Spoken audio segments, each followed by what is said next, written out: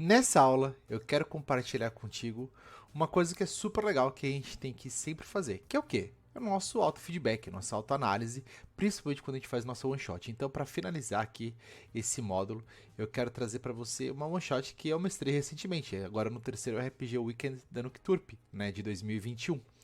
Então, se você está vendo esse vídeo em 2022, em 2023, 2024, não sei, saiba que esse é um feedback, um auto-feedback feito no terceiro RPG Weekend de 2021, onde eu mestrei uma mesa de Cyberpunk 2020 numa one-shot chamada Lab 67A.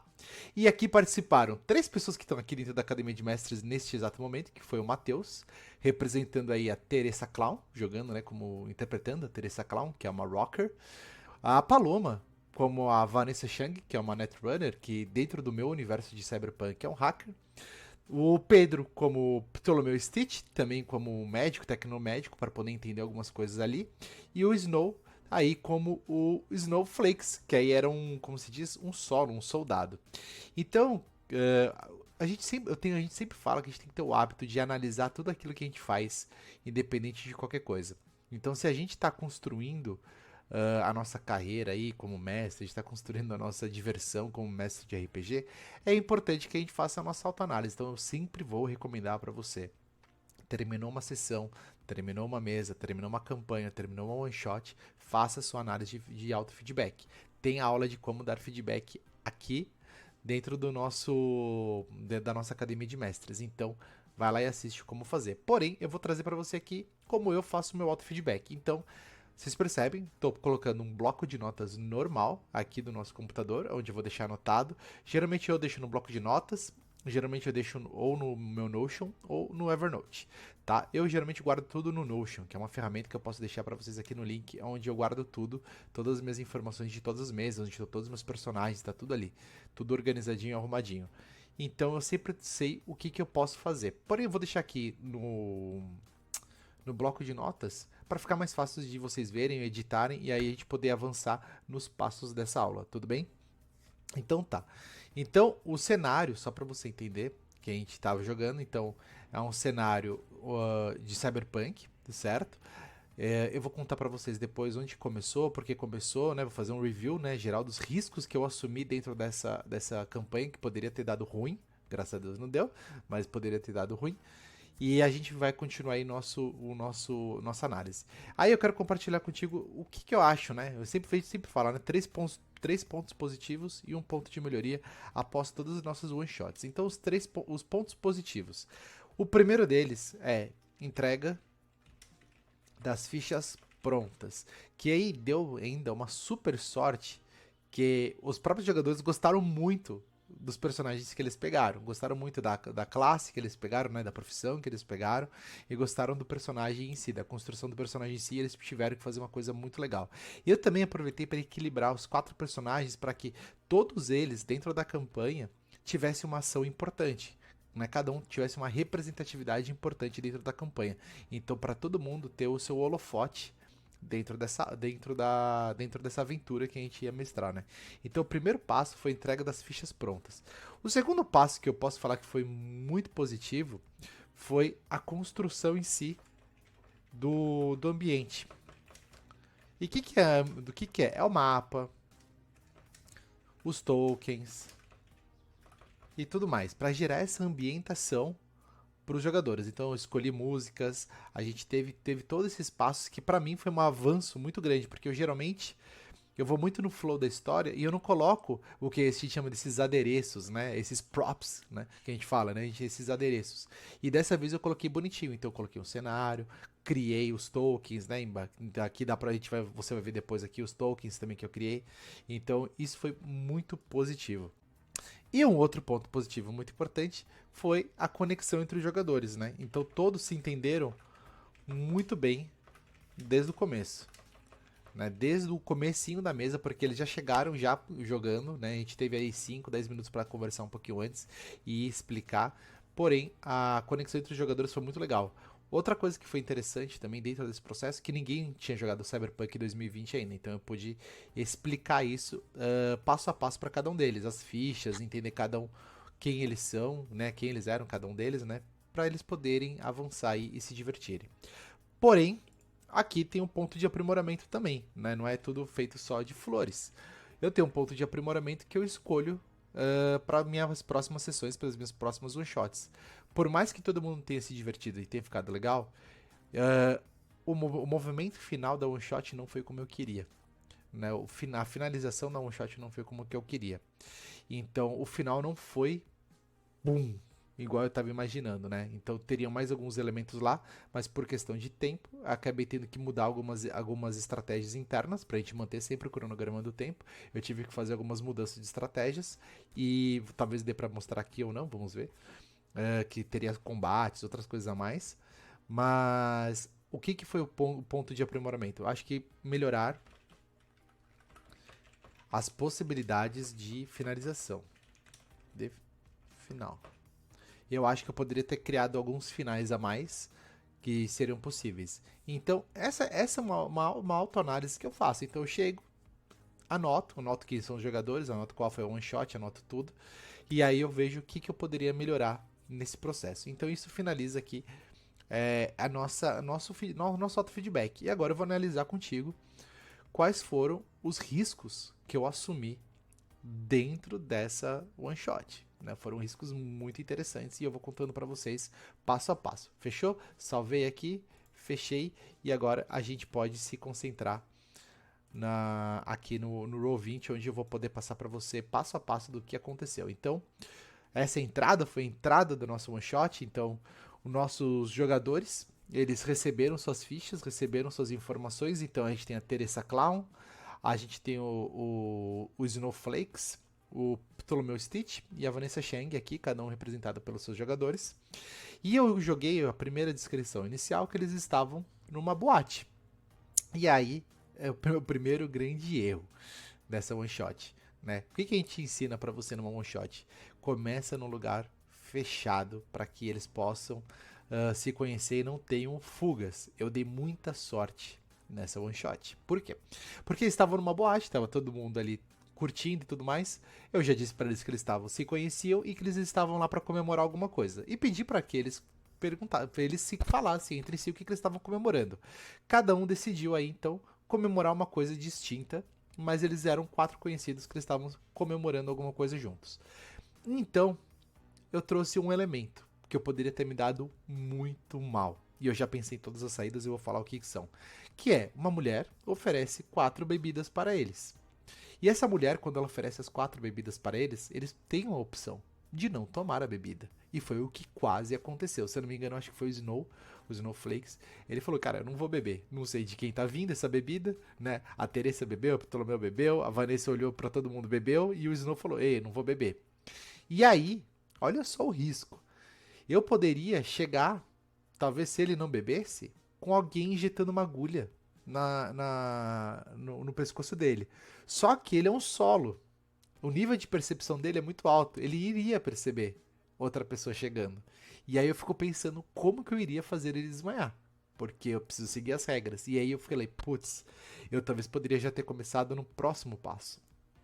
Mas não. Ele foi aqui, eu quis fazer essa brincadeira para começar com uma interação leve, né? A Teresa jogou um copo de vidro no meio da plateia ali que tava dançando, machucou a cabeça de um cara. Foi umas coisas super legais que aconteceram. Poderia ter perdido essas partes legais, mas eu estava num lugar de risco. E eu fiquei pensando, se o cara não bebeu shot e se o cara perceber a injeção de agulha, o que eu faço para desacordar? Porque dentro desse líquido tava algo que ia desacordá-los rapidamente.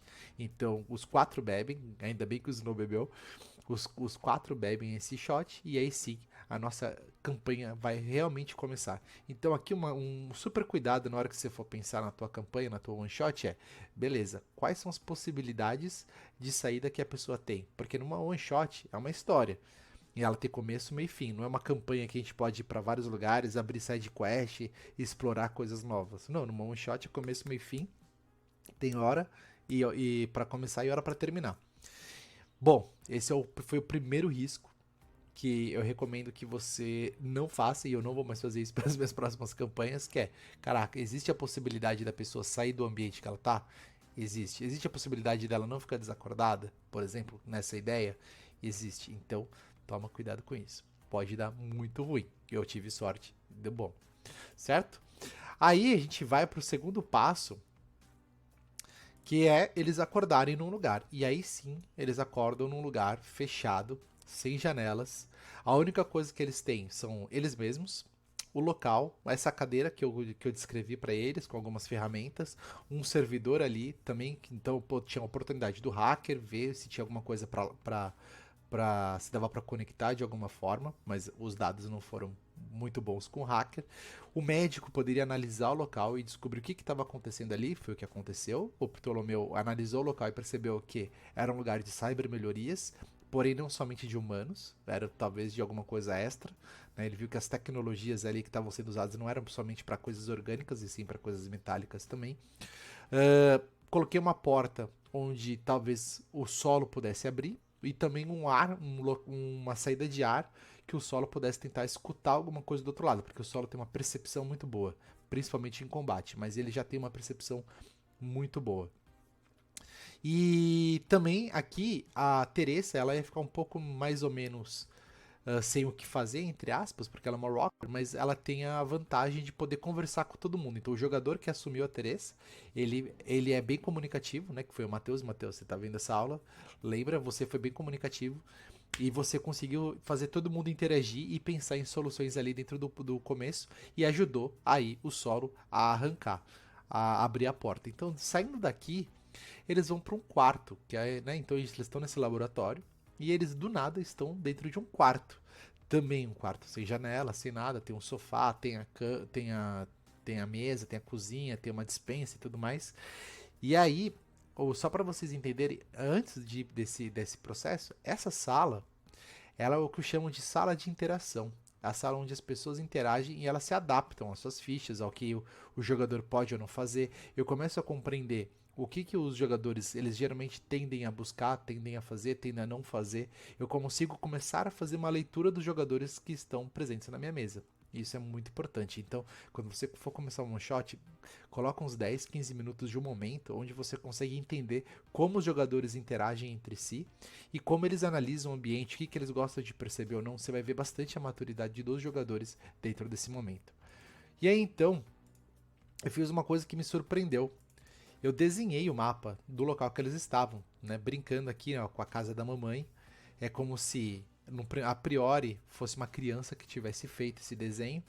E aí onde eles estavam, né? Em cada momento. Vocês veem que tá tudo marcado aqui porque foi durante o jogo, tá? Então eu não mexi nada no pós-jogo, tá? Então a priori eles estavam todo mundo aqui dentro dessa salinha, né? Vou até movimentar aqui só para você entender. Tava todo mundo dentro dessa salinha aqui, que é onde eles estavam fechados, que é aquela sala anterior que eu mostrei para vocês. E agora eles tinham que sair disso daqui e começar a explorar. Eles tinham toda essa sala para explorar. E aí eu usei isso daqui, esse desenho que eu fiz, como mapa.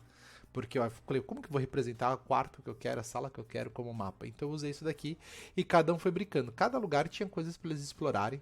No quarto da mãe tinha coisas, na cozinha tinha coisas, na despensa tinha coisas, em cima da mesa tinha coisa. Eu tinha pensado em uma coisa separada em cada lugar, pensando também que aqui a criança que está dentro desse lugar, na verdade não é uma criança.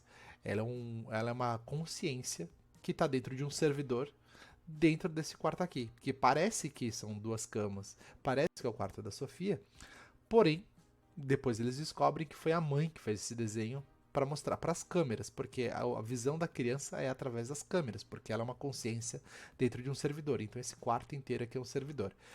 Coisas super legais aconteceram aqui dentro, essa parte fluiu muito bem e eu fiquei muito feliz que os jogadores curtiram esse desenho bem insano aqui que eu fiz.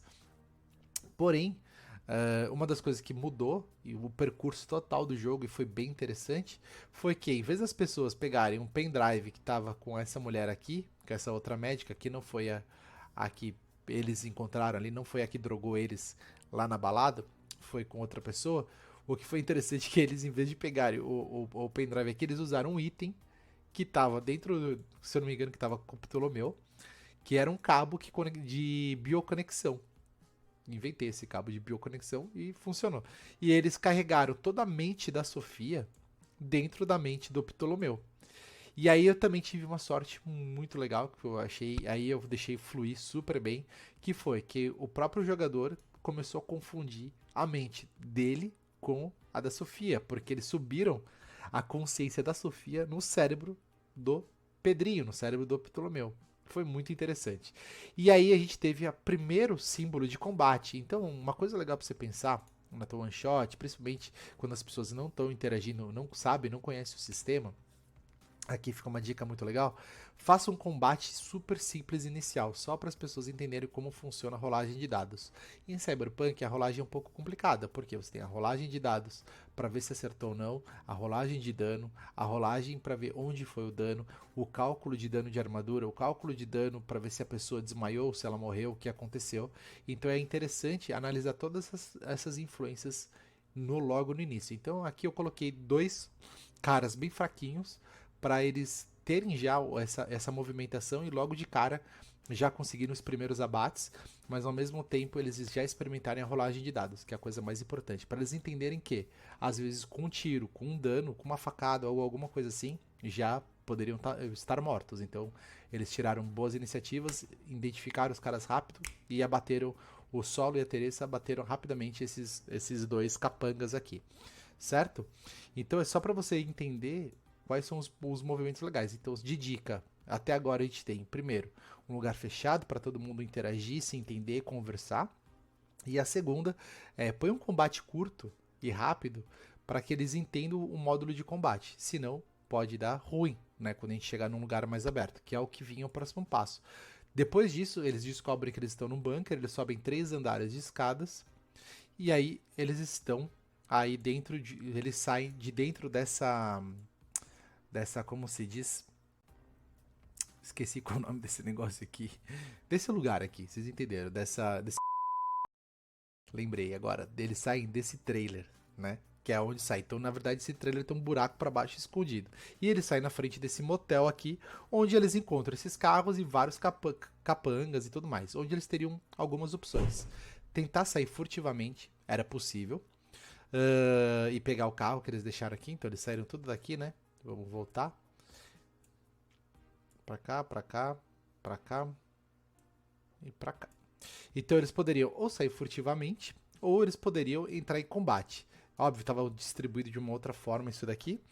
E eu distribuí de uma maneira que o combate ele começasse de uma forma leve e depois ele fosse intensificando. Ou seja, eu coloquei pessoas, né, grupos de pessoas em lugares distintos. Então tinha um grupo aqui, tinha um grupo aqui, tinha um outro grupo, se eu não me engano, aqui. E eu acho que era isso. Ou seja, eles iam ter muito deslocamento antes de começar o combate. Eles já iam começar com os primeiros aqui, mas eles teriam bastante deslocamento dos outros grupos, né? Então quem viria, né, por exemplo, eles aqui teriam que se mexer para cá, eles aqui teriam que se mexer para cá, quem tá aqui deveria tentar se mexer para cá e tudo mais. E ainda tinha muita cobertura, o que ia atrapalhar um pouco os tiros. Então eu calculei que aqui era uma zona, né, dessa saída aqui é uma zona de fácil a médio, né, de nível de dificuldade de acerto de tiro. Então, para fazer os cálculos. Porém, aqui ó, tinha uma cobertura que dava para usar. Aqui também. Aqui era um outro andar que eles poderiam subir e tentar sair do motel por cima. Existiam várias possibilidades aí que eles poderiam fazer. O único ruim que logo no primeiro teste de furtividade da pessoa mais furtiva do jogo deu falha crítica. E aí logo em sim já chamou a atenção de todos eles e começou um grande combate. E aqui foi super divertido, onde deu para todo mundo sentir o combate na pele. O grupo deles tomou dano, bastante dano. Eles conseguiram matar todos os caras do outro lado, então foi bem divertido. E aqui foi um combate mais longo. Achei que ia ser mais rápido, acabou sendo mais longo, mas foi muito divertido. Eu não trocaria nada dentro desse combate, né? Eu acho que as posições das peças foi bem equilibrado, a quantidade de inimigos, a quantidade de inimigos estava a mais do que deveria, né? A gente vê aqui que tem 1, 2, 3, 4, 5, 6, 7, 8, 9 aqui contra 4. Desses 9, 3 eram bem fortes, eram bons atiradores, eles causariam muito dano. E os outros eram mais fracos, né? São minions, digamos assim, que estariam aí. Então, aconteceu o combate, foi muito divertido. Eles pegaram um carro e aqui, né, ficamos 1 hora e pouquinho aqui. Enquanto isso, a Sofia estava dentro da cabeça do Ptolomeu, então todo mundo depois quis proteger o Ptolomeu porque ele era o cara que estava com tudo na cabeça. Então o objetivo do jogo estava na cabeça do Ptolomeu, a consciência estava ali. E aí sim a gente passou para o próximo passo, então, que era visitar o médico, né? Que o médico, na verdade, está aqui. Então, que a gente tinha a casa do médico. Não sei se vocês vão ver, ó. Tinha aqui inimigos que queriam entrar nessa casa e fazer uma briga dentro dessa casa enquanto a consciência estava subindo dentro da robozinha aí da Sofia. Então a consciência da Sofia ia ser transferida para essa robozinha, né? Então acabou que por tempo eu tive que encurtar essa sessão. Porém, a ideia é que a Sofia ganhasse vida e encerrasse ali a sessão. Porém, aconteceram algumas coisas dentro do processo que eu achei muito legal porque eu queria valorizar, que é os 4 personagens se conectaram muito com a Sofia, que estava na cabeça do Ptolomeu. Né? Então, em vez de ter no USB, no pendrive, estava na cabeça do Ptolomeu. Então eu falei, putz, eu não posso terminar só carregando a Sofia e falando, olá! Não, eu precisava valorizar isso daí. Então a gente criou, eu criei no final, né? Tirei o combate, né? Se eu entrasse com mais um combate aqui, e era um combate bem mais difícil, inclusive. Se eu entrasse com esse combate, provavelmente teria dado muito ruim aqui dentro. Porque esse cara aqui é muito forte que eu tinha criado. Ele ia entrar com uma mega metralhadora e poderia ter dado muito ruim dentro dessa sala. Porém, eu quis terminar com um ar bem legal. Então, quando os 4 adotaram a Sofia, que é essa consciência artificial, eu tive que terminar de um jeito. E aí eu não sabia como terminar. Eu acabei até enrolando um pouco. Não sei se vocês jogadores perceberam ou não. Se vocês perceberam, coloca nos comentários. Se não, deixa aí pra gente discutir depois essa informação. Aliás, se você que assistiu, curtiu, jogou, coloca aí, Pedrinho, Paloma, Matheus, coloca aí nos comentários o que vocês acharam, quais suas impressões se vocês tiverem disso que eu tô falando aqui. E no final, eu precisei me virar nos 30. E aí, pra terminar de uma maneira legal e bacana, eu falei, vamos colocar um elemento surpresa. E eu coloquei um homem de terno, tocando campainha, abrindo a porta e pedindo para eles entregarem a Sofia. E aí sim, encerrar com um cliffhanger que poderia continuar numa próxima sessão, num próximo movimento aí dessa one shot, entendeu? Então foi bem desafiador. Então a gente teria um combate aqui que não aconteceu. E além disso, se tivesse tempo, eu ainda ia para um outro lugar, que era o lugar que eles deveriam entregar a Sofia, que eu já deixei até pré-pronto. Ia ser um motel que eles deveriam entregar a Sofia. E eu teria aqui um novo tipo de combate que eles poderiam ou passar furtivamente ou enfrentar para entrar dentro desse motel, que seria assim, que seria o lugar, entre aspas, mais seguro para deixar a Sofia sem ser percebida pelas pessoas que estão atrás dessa consciência. Porém, o tempo não deu para a gente chegar nessa parte. Então, olha só, esse é um outro aprendizado aí, mas eu não vou desmerecer isso porque eu acho que a one shot foi perfeita do jeito que foi. Porém, dava para ter aproveitado mais tempo e ter criado mais coisas. Então é sempre bom a gente controlar a quantidade de encontros. A gente fala que é de 3 a 5 encontros, não é? Então, o primeiro encontro foi no bar, o segundo movimento foi dentro da casa, o terceiro movimento foi encontro com os 2 primeiros capangas, o quarto movimento foi o encontro geral de todo mundo ali naquele grande combate, e o quinto movimento foi com o médico. Eu tinha calculado mais uns 6 ou 7 ou 8 aí, né, dependendo da velocidade de cada um. Então, gente, essa é um review, né, de todo como foi essa one shot, de tudo que a gente tem que aprender e se estimular dentro desse jogo para a gente poder melhorar a cada jogo. E aí sim, nós aqui a gente nós buscamos a melhoria a cada jogo. Se isso fez sentido para você, se você teve algum aprendizado desse review, por favor, coloca nos comentários. Vamos todos entender qual foi o grande aprendizado que a gente teve desse grande review aqui sobre a one shot de Cyberpunk que eu tô compartilhando com vocês, o meu método de estudar e aprender e melhorar a cada sequência de informações, tá certo? Um grande abraço e a gente se vê na próxima aula.